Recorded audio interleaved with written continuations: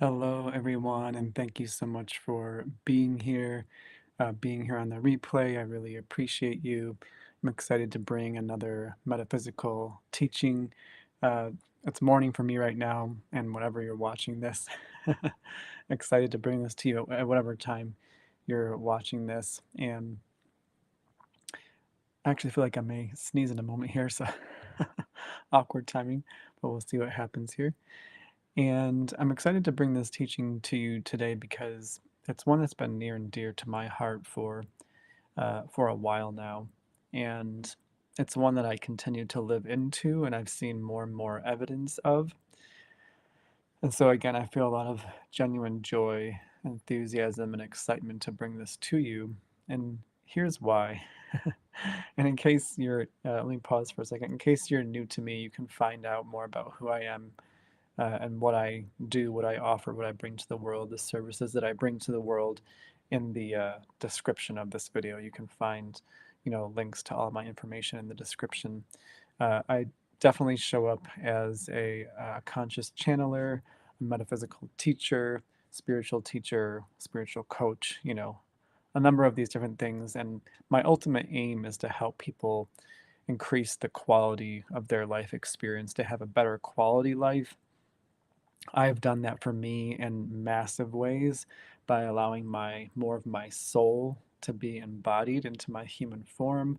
I feel my soul strongly. I know that I am an eternal soul, and I also recognize that my soul wants to bring forward into my human experience, into my human life, what's typically been referred to as the fruits of the spirit. And to me, this means things like thoughtfulness and kindness and forgiveness on the human level. From the soul level, we don't really require forgiveness, but on the human level, sometimes in our human personality self, we can feel like we need forgiveness. And so our soul will help us to realize such a thing for us, such a quality as forgiveness.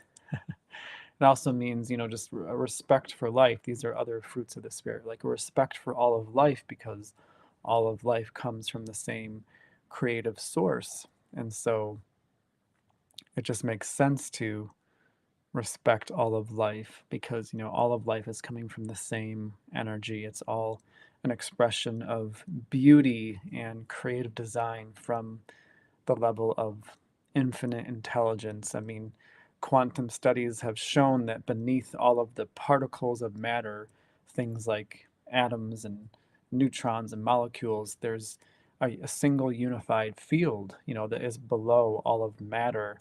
And from this unified field, everything arises. All of the particles that form together in a very intelligent way to create structures, to create form, like these bodies are a structure. They're an intelligent structure where trillions and trillions of cells, I've heard as many as 50 to 100 trillion cells form these bodies. They all intelligently know how to come together, and based on everything I've seen, the unified field is giving the cells instructions on how to form to make such a thing as a body, to make such a thing as an eye.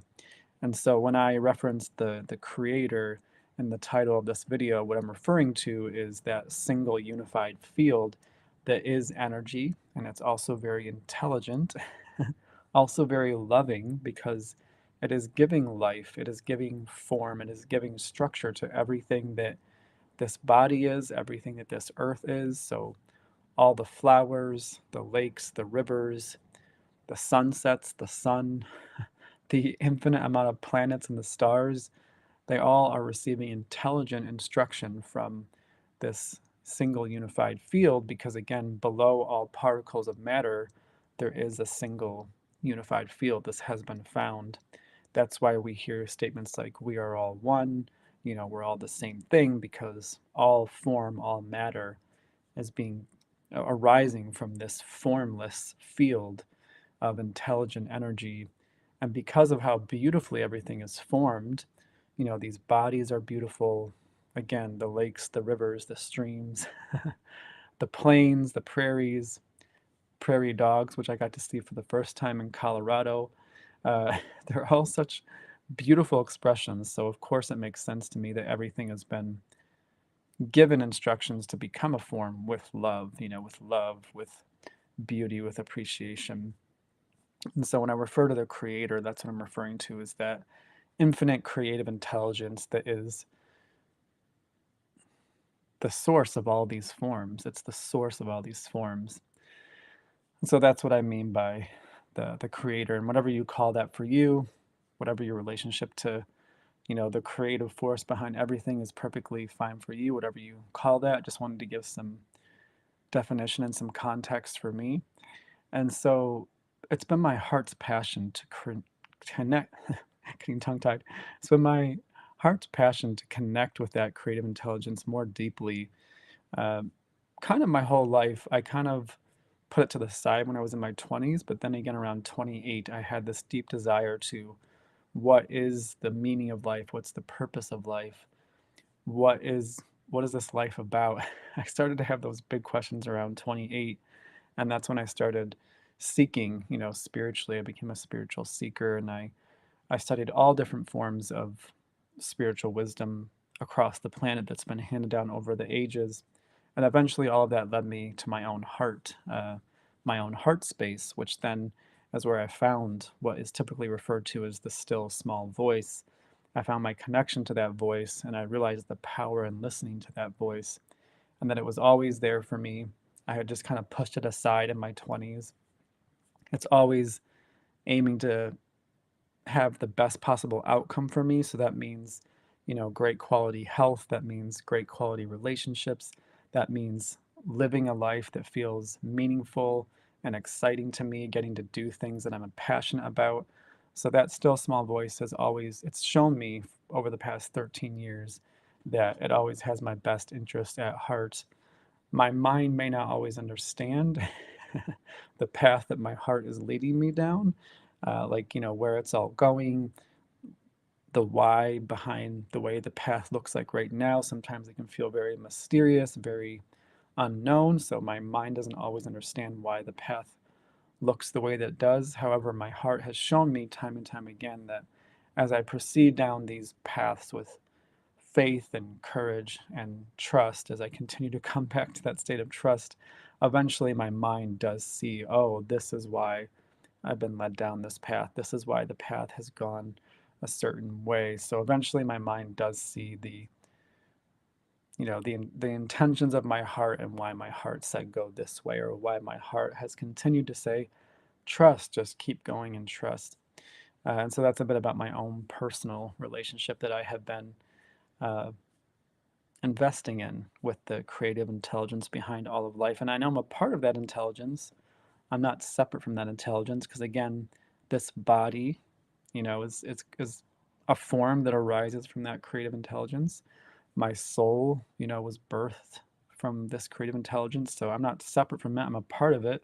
It's just that I am having this individualized human experience where this mind, this mind has learned a lot of awkward things about life that really didn't help my life go in a way that felt good for a long time. So I'm unlearning a lot of the things that my mind learned through culture and society so that I can begin to see things from that soul perspective again, and live life from that more soul perspective that recognizes that we are all the same thing and that it is love that's behind all of creation. And I know sometimes people have questions about why certain things happen in the world, and I'll just briefly touch on that.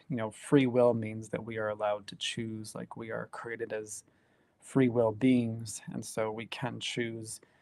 I have no doubt that love is our origin point, and also because we have free will, our human mind that sometimes wants to run the show can go in a different direction. It can experience things that don't exactly feel like love.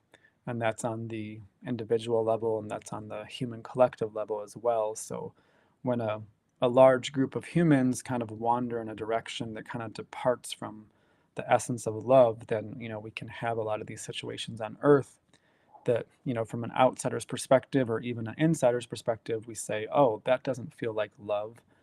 that doesn't feel like harmony, that doesn't feel like goodwill or being good natured. And it's because, again, either sometimes single individuals or a group of humans just, depart in a different direction. And it's for exploration. When we see, by seeing what's not love, we can begin to recognize the value of what is love, and we always have the invitation to return home. We always have the invitation to return home to love. That's where we come from as a soul. I have no doubt about that. And as a human, having a human experience, we can also choose to return to the experience of love as long as we're having a human form, a human experience. So, humans are allowed to explore and to see what's not love. And that shows us what it shows us. More and more of the time, you know, a greater number of humanity is saying, "Oh, we don't like the explorations that take us away from love. We prefer to stay in love." And so those explorations are showing us through contrast that more and more we do prefer love. And so more and more of humanity is coming back to a place of love and wanting to be good to each other, be good to the planet, be good to the animals.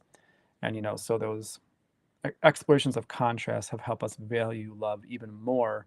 As a human, our soul already knows this. Our humans are catching up, if you will. And so, again, that's just some context there.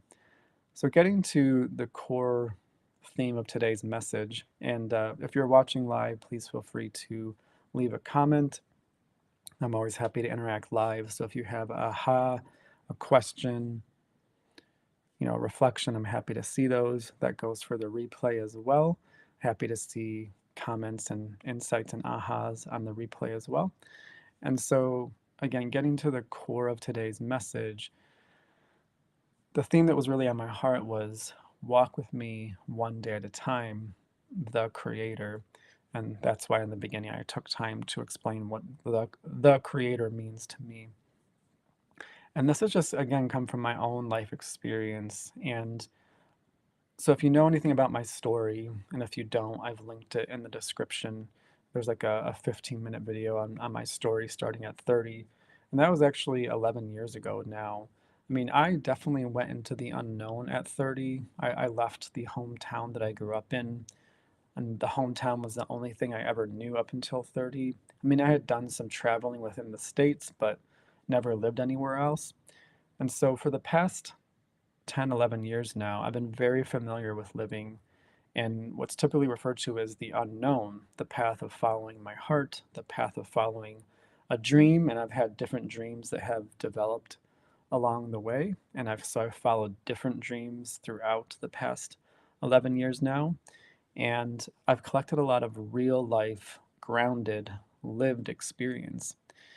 And being on this path that has been so unknown at many times, I've seen how life actually works, how physical life actually works, the more I desire to be attuned to this infinite intelligence, this creative intelligence, which I do hear its messages in my heart because it is a part of me, it lives within me. So I do feel its messages for me and my life and my heart. I'm thankful I can also provide messages that resonate with a lot of other people and are very meaningful to them on their life path. So I'm thankful I get to share in that way too. And in my day to day, step by step, I know I can tune into this intelligence at all times and just feel my way to clarity, feel my way to answers about different things that come up throughout my day. And again, being on this path has led me to examples of other people that have lived this way. And, live this way in the sense of like really walking one day at a time with the creative intelligence, the creator, if you will, that lives within. And again, I feel that presence in my heart. And so it really does, in my experience, require faith, trust, belief. This is why we've heard these things passed down through time, the importance of faith and trust and belief. A lot of movies, a lot of creative people, creative artists that eventually end up making movies, they speak to a lot of believing in yourself or believing in your connection to a greater power, trusting that if you're led into the unknown, there's reason for that, not giving up. We hear these messages because through great faith, a lot of people have realized their dreams. A lot of these artists that make films, whether they're actors or directors or writers or animators, because a lot of these really positive messages about believing in yourself and going into the unknown, like they come up a lot in kids' films, which are made by, writers and directors and animators. So animators are a big part of these films as well. These messages come forth because I feel that these people have seen the value in following their heart. They've seen their life take them to a place where now they are an animator on a big film. Now they are the writer of a big film. They're director of a big film or even an independent film. All that really matters is they're making something that they feel passionate about and they believe in. So that can happen on the independent level. It can happen on a student film level, and it can happen on a big Hollywood level. And I feel like these people are so passionate about passing these messages forth because, again, in their own life, they've seen what's happened and following their heart, and now they want to pay it forward, if you ask me. They want to pay forward the message of believe in yourself, trust the vision in your heart, trust the voice in your heart, whatever you call that for you, because they've really lived it. And it's an ongoing thing as an artist, as a creator. Many of these people are very much living in the unknown because they work on one project at a time. Sometimes that project for them can last 6 months or a year or 2 years, and then they're back in the unknown again until the next project materializes. So a lot of artists are very familiar with being in the unknown, and they can also speak to the experience of watching life work out as they trust their heart and they follow the direction from within, again, whatever they call that for them. And I've seen a lot of this too. I mean, I actually did study as an actor in Los Angeles for about 7 years. And so I got to be inside of that artistic community full of dreamers and being immersed in this culture of people following their hearts. So I got to see a lot of really cool experiences through that. And then I've also just followed dreams that kind of have taken me out of that community. And I've been very much on my own solo path. And what I've seen is that culture and society have really developed themselves in a way that to me feel like separation, that we're separate from life, and therefore we need to worry, we need to strive, we need to struggle, we need to control, our ego minds, which have been taught that we are separate from life and that we have to, fight to make it and all these things. Uh, that to me is very encouraged in culture and society.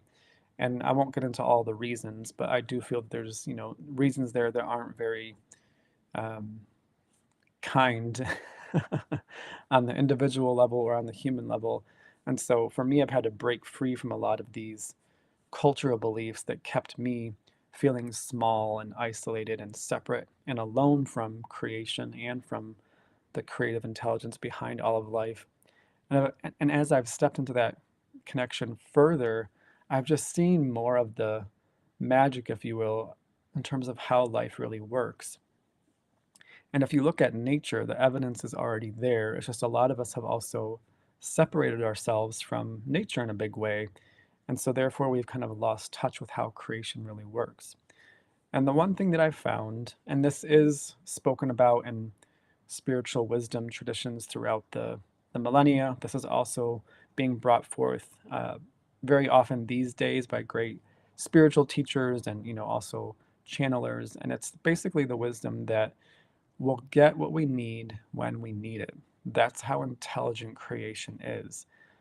The big picture creation is aware of us, it's aware of who we are, it's aware of each one of us because as a human body, we are a part of nature.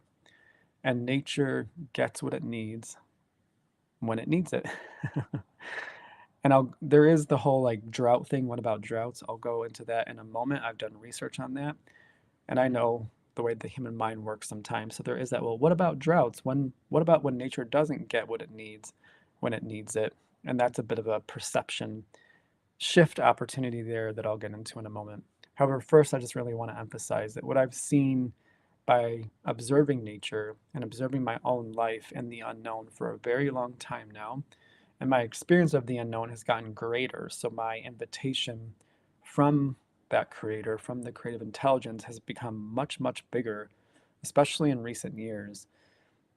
The invitation for me has been to like just trust all the way, more and more and more, and not try to struggle or control the details to fit into my life, not try to control circumstances to be the way that my mind thinks they should be.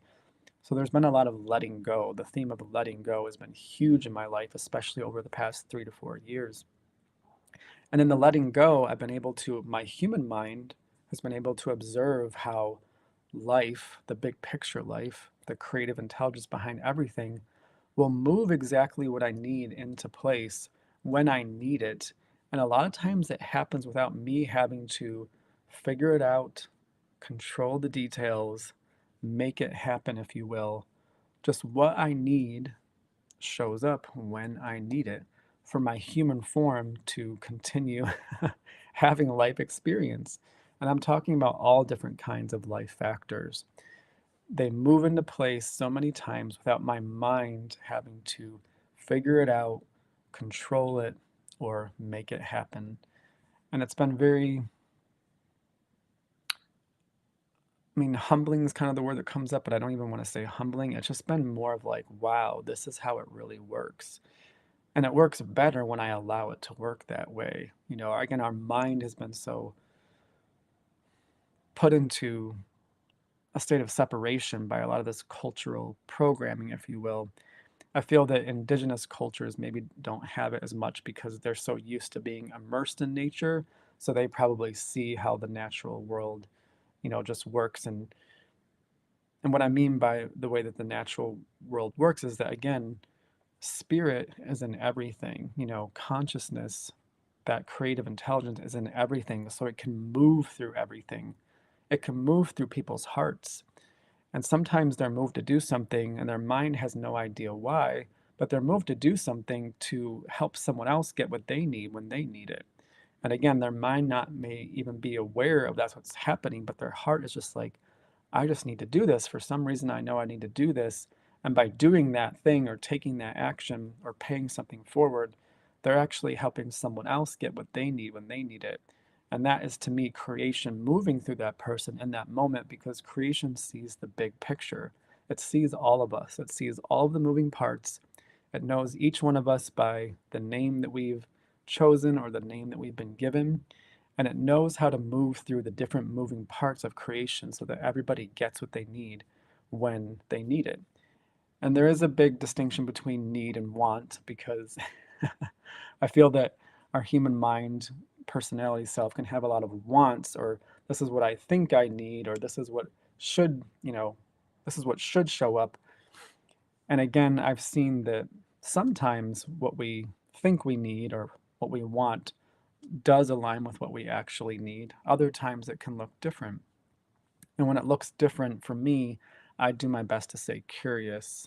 Curious, okay, it doesn't look the way I thought it should look on my mind level, but it looks like this.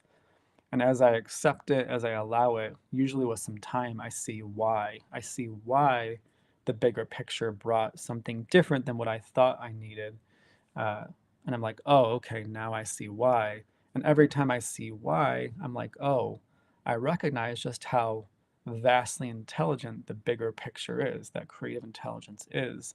So again, I see more and more evidence of no matter what my mind thinks is best, the bigger creative intelligence really actually knows what's best. And the more that I trust and allow that, the more I'm like, oh, okay, this is actually what I need and it is actually better than what my mind thought was best, if that makes sense. So I've lived this time and time and time again.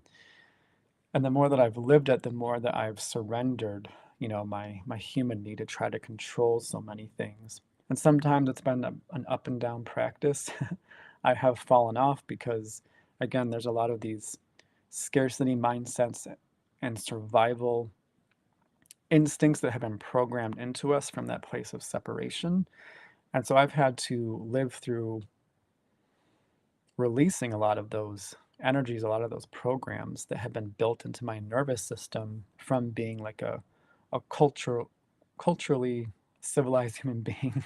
And I'm not saying it's all bad, of course there's nice things about being a civilized human being, like, you know, pick up, don't put the garbage on the ground, don't leave the dog poop out for people to step on it.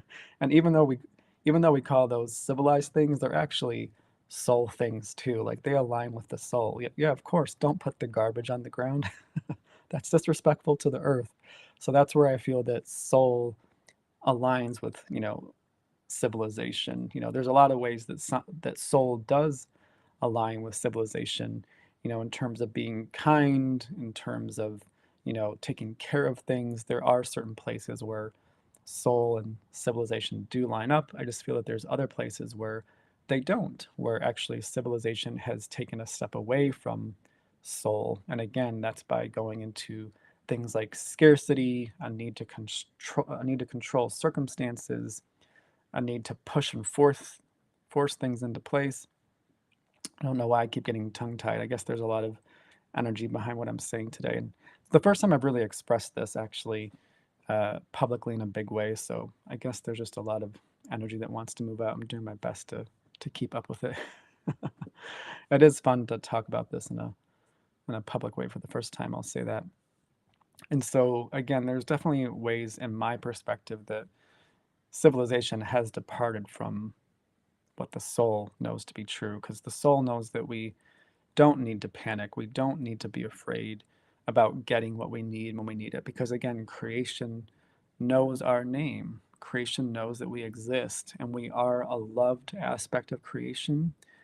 We are a perfectly created aspect of creation. And so, of course, the bigger picture wants to move into place what we need to keep living our life and to keep acting on the things that bring us to life, the things that are important to us, the things that matter to us, the things that we're passionate about. Of course, life wants to support that. Um, that's why we've been given a human experience, so that we can explore all the possibilities, find what we're passionate about, and then live a passionate life. I have no doubt about that is the highest offer on the table, is for us to live a life that we're passionate about and be supported in living that life, because it's natural for all the pieces of creation to be supported. So I'll pause there for a moment and just speak to a bit about drought, because again, I know how the human mind works. Well, what about when there's droughts? And so I've done some research on this, and I've discovered that in natural environments, that droughts actually can and do serve. They can and do serve. So if you're looking at like a natural body of water, I have a creek that's not too far from here, and I've observed it this entire year. And sometimes it is full and it's flowing, other times it runs dry. And so there's a lot of like rocks, at the base of this, creek or the stream. And when it's dry, I miss the water. I'm like, oh, I miss the water being here. And sometimes it remains dry for like a week or 2 weeks. And I got really curious at that moment. I'm like, it's been dry for like 2 weeks. I'm like, does this serve? Does this kind of like drought actually serve as well? And hi, Sai. Thanks again for being here. I really appreciate you tuning in. Yeah, thank you for commenting and saying hi as well. Appreciate you. Uh, yeah, so I began to get curious and I did some research, and I actually found that droughts have been studied. And what's been observed, scientifically speaking, in droughts, at least the research that I found, is that in a drought, positive things can happen. Like invasive species that are very water dependent can actually begin to die off. And so it helps bring the environment back into balance. So again, in the stream, let's say there was an invasive species that's water dependent that was really taking off and starting to basically kind of like overrun other aspects of life in the stream. When a drought happens, those invasive species actually begin to die off, or at least decrease in their quantity, so that when the water returns, now that stream in this case is more imbalanced. And there was a number of other things I found when I studied droughts, and at least in terms of bodies of water that actually happen. So again, another example, because I found a few, another one that's coming to mind is that, plants that were already struggling and not doing that well in a drought, those plants will actually die off. And when the water comes back and breaks up those plants that decayed, all of the plant matter that decayed basically can act as food for the life that still exists, the life that was still doing okay and was able to handle the drought. So those broken up pieces of decayed plant matter can actually now become food for all the other plants that were doing better. And so it's a way that, again, life intelligently brings things into harmony and balance.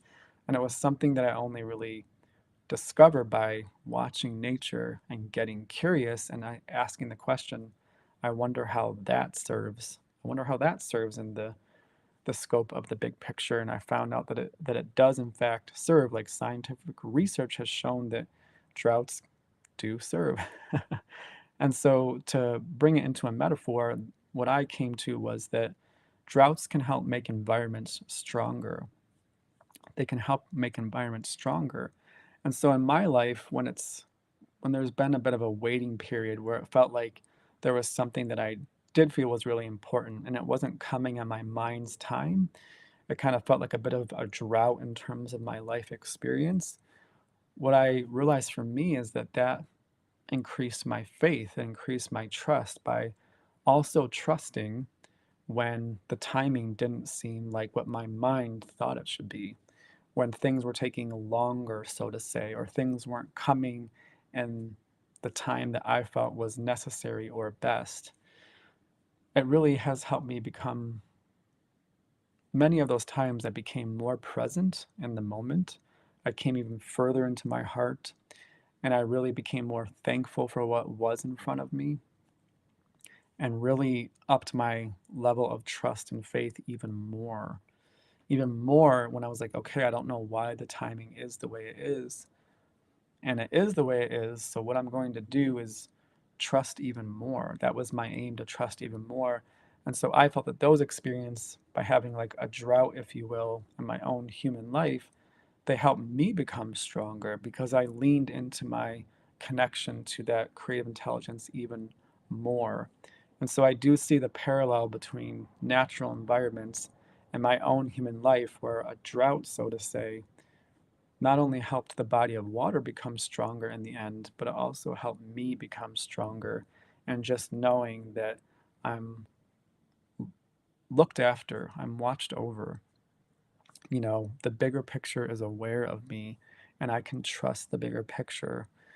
And if something's not showing up in my timing, there's a reason for that. And sometimes the reason is to help me become stronger, to help me to trust even more. That's what I've seen for me. And I do also feel that this has been reflected in certain wisdom tales. So, wisdom tales that have been passed down through the millennia.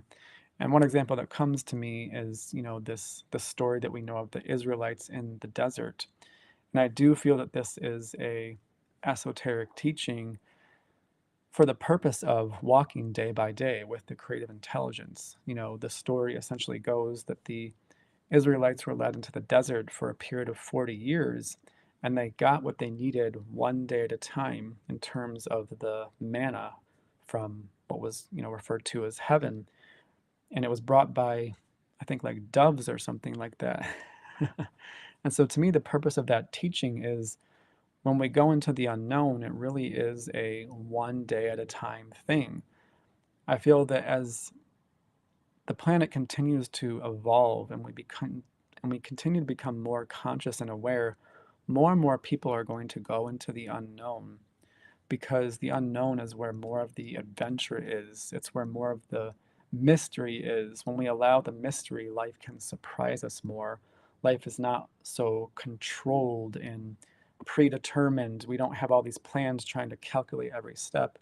Life life can become more magical in a sense because we don't know how things are going to turn out. So therefore life can surprise us and delight us if we're open to trusting the unknown. So I feel that many more humans will be led into the unknown by their heart and their heart's own timing, so they can live a life that is more adventurous, is more mysterious, is more fun and magical and surprising, that catches them by surprise more, because they're not trying to control all the details.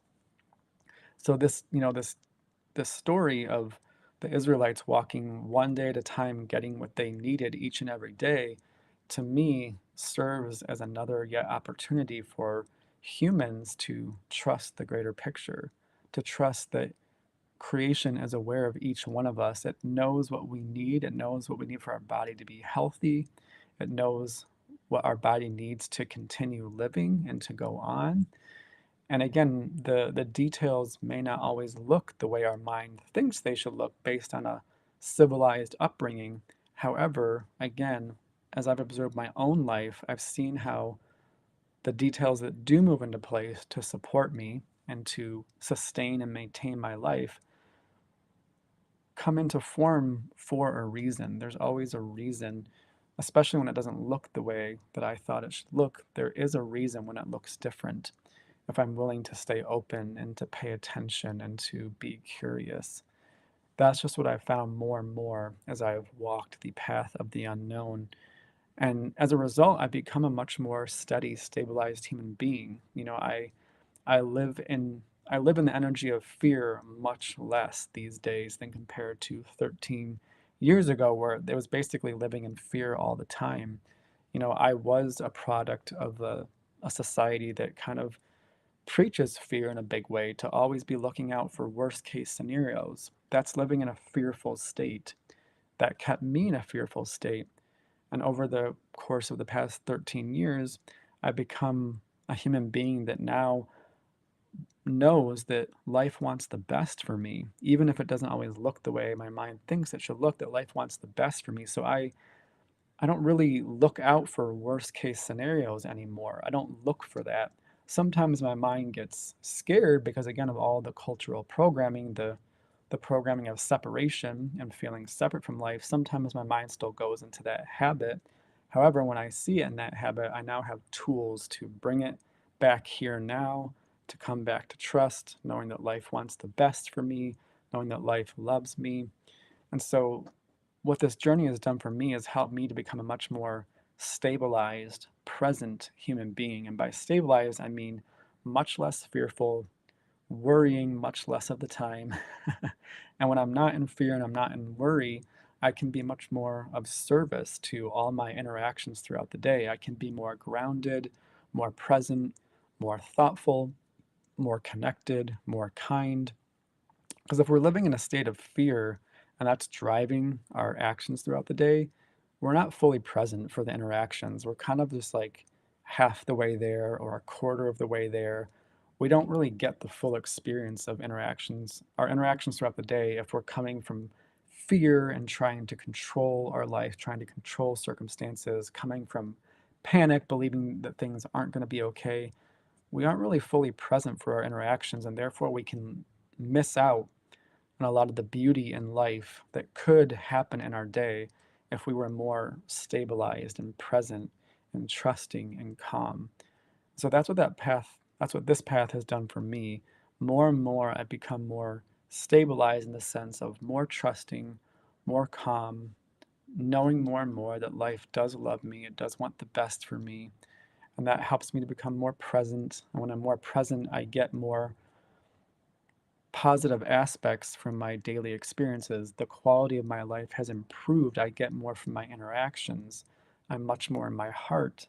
And when I'm in my heart, that's where I get more of the quality that life is offering. My interactions improve by coming back into my heart over and over and over again. So that's what this path has done for me. And I wanted to put it out there and just share what I've seen thus far, what I've experienced thus far. It continues to unfold, it continues to go on. I know for me, the invitation to continue to trust with all details and to trust my inner guidance in terms of action, knowing that the actions that are best for my life do come from my heart. And so I can continue to trust my heart no matter how unknown the circumstances may be. I do continue to find that that is what is best for me, to trust my heart and to hear that still small voice, if you will. And I continue to see the magic of the intelligence over time. My mind gets to see the the magic of that intelligence over time as I stay with it and I trust it and see how things turn out better or things just work out without my mind having to try to figure it out or control circumstances or make it happen. The more I've let my mind's need to do all of that go, the more I've watched the beauty of how life, the big picture of life, can align things for me in a way where I didn't see it coming, but it still arrived. I didn't know how certain things were going to show up, but they still showed up. And it allows things to show up in often a very much better way, an easier way, a more aligned way. I've gotten to see that with my own eyes more and more and more. And that allows my human nervous system to trust more and more and more because my human nervous system has gone from that state of separation that culture and society kind of ingrained so much. And in that state of separation, the nervous system is very much in fear. And by coming back to my heart and watching how life works, the true intelligence of life works, my nervous system has come from a state of usually being in fear for very prolonged periods of time into a state of more harmony and trust and just knowing that it's going to work out, knowing that it will be okay, knowing that I'm loved, knowing that I'm supported. So that's what tuning into my heart and feeling my own soul has done for me. It's helped my nervous system go from that separated state, that fear based state of feeling separate and isolated from life, kind of feeling like an alien in the universe, to a state of harmony, more trust, and just knowing that I'm looked after, knowing that it's going to be okay, knowing that I'm supported because this body is an aspect of physical life, of physical creation that is loved. Oh man, I really, woo, really expressed all that today. So I'm feeling like I got it out there. I know my words stumbled a little bit today, but again, there's just so much energy that I've just allowed to move up and out.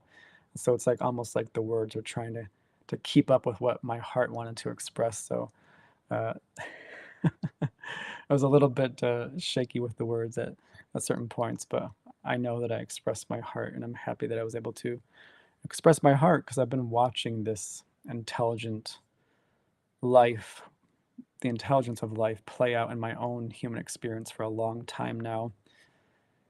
And again, I really wanted to just put more of it out there, to put more of my own, being like an Israelite in the desert, if you will, experience out there and saying, yeah, I know that story exists for a reason. I know that story exists for a reason because we can really walk one day at a time, trusting the bigger picture, trusting that the bigger picture is aware of us, has our best interest at heart, knows what we need when we need it, and that even a bit of a drought here and there has the opportunity to make us stronger. I've seen that experience for myself. So now the Israelite in the desert story is not just a story for me. It's something that I've actually been able to live more myself and see why that story exists. I've been able to see why that story exists. It's an invitation. To me, it's an invitation to walk one day at a time with creation, stop trying to figure out the entire future of our life out in this moment, stop trying to control all the details, and just come back into our hearts and remember that life knows our name. Life is aware of us, it knows what we need, and of course, it wants to support us in following what lights us up, having a passionate life, if you will, because life works better when all of its parts are moving with passion and purpose and love and kindness and respect for all the other life forms. So, of course, life would want to support this moving piece and being a part of that. And I've seen that more and more and more, time and time and time again. So, that's what I have to share with you today. I hope this serves your path. I hope this serves your journey. If there's anything you want to share with me, please feel free to reach out. Again, all of my information you can find in the description of this video. If you're ever interested in spiritual mentoring or coaching, again, you can find my links in the description of this video because I really enjoy helping to mentor others on their spiritual journey, their spiritual path. So that's a part of me living my passion. So again, you can find all the important things in just in the description of this video. Thanks for being with me here today. Thanks for being on the replay. Much love, and I'll see you again soon.